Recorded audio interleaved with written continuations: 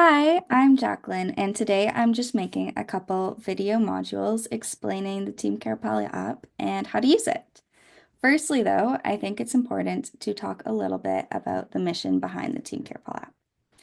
So ultimately, this app is meant to be a tool to help empower caregivers.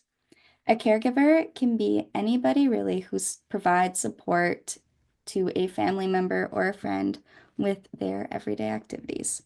For example, this can come in the form of hands-on support, but it can also come in the form of managing care for the caree, such as managing those respite workers or managing their appointments. However, caregiving can take quite a tremendous toll on many caregivers. This is called caregiver burnout.